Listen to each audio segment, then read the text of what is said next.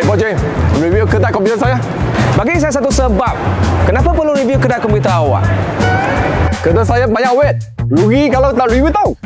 Ish, tak sukalah orang pasal-pasal. Kedai komputer paling besar satu Malaysia yang telah berada daripada tahun 2000 sampai hari ini. Paling murah, paling banyak pilihan, teknologi terkini. ViewNet, lawyat guys. Hai, bos. Hai. Bos, review fokus. Sorry.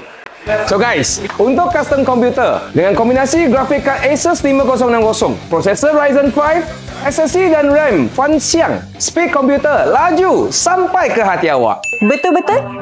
Tapi bos, kenapa you masih single ah? Sebab istana abang belum jumpa permaisuri yang betul.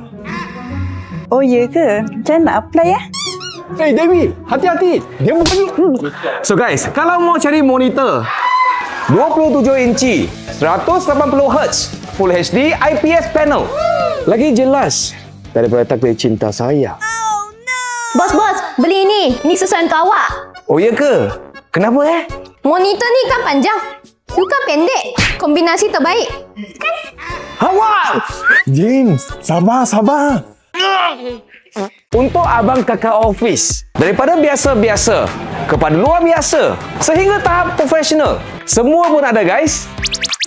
Bos, keyboard dan mouse kita paling murah dalam Malaysia tau.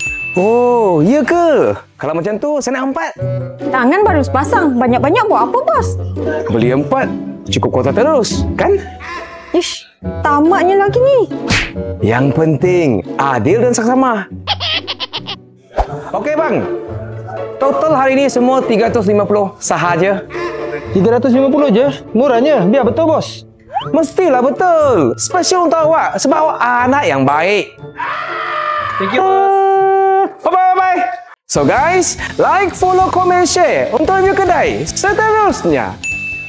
Guys, kenapa hilang satu? Saya tak tahulah bos. Mungkin dia ada kaki kot. Entahlah. Rezeki anak soleh.